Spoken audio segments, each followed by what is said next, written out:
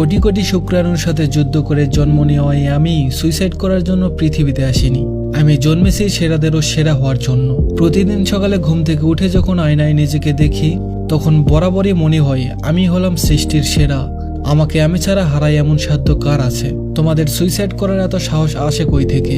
যে ছেলেটা রোজ ক্রেচে ভর করে প্রতিদিন 6 তলা সিঁড়ি বেয়ে উঠে তার ঘরে যায়, তুমি সুইসাইড করার আগে তার কষ্টের কথা একবার ভেবে দেখো। যে ছেলের 2 হাতের কবজি না থাকার পরেও শুধুমাত্র পা দিয়ে লেখে পরীক্ষায় প্রথম শ্রেণীতে প্রথম হয়ে জাতীয় পত্রিকাগুলোতে হেডলাইন হয়, তুমি তার কথা ভাবো।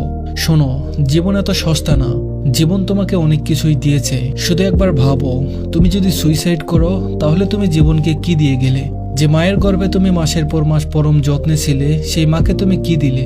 রেল লাইনের স্লিপারের উপর অযত্নে অবহেলায় পড়ে থাকা ছেলেটার দিকে তাকাও। তার জর্ণশীর্ণ শরীর আর পোশাকের দিকে তাকাও। এবার তোমার নিজের দিকে একবার তাকিয়ে চোখ বন্ধ করে ভাবো, তুমি তার চেয়ে ভালো আছো কিনা? জীবনের প্রতি যদি তোমার বিরক্তি জন্ম নেয়, হতাশায় ডুবে যদি তোমার নিজেকে একদম শেষ করে দিতে ইচ্ছে করে, তবে তুমি পাবলিক হাসপাতালে চলে যাও। ওখানে গেলেই দেখবে যেখানে তুমি নিজেকে শেষ করে দেওয়ার ইচ্ছা পোষণ করছো, সেখানে হাজারো মানুষ নিজেকে একটা দিন বেশি বাঁচিয়ে রাখার জন্য প্রাণপণে লড়াই করে যাচ্ছে।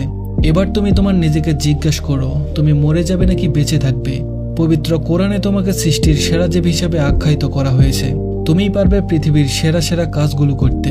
সুতরাং বেঁচে থাকার চেষ্টা করো সেরাদের সেরা হয়ে।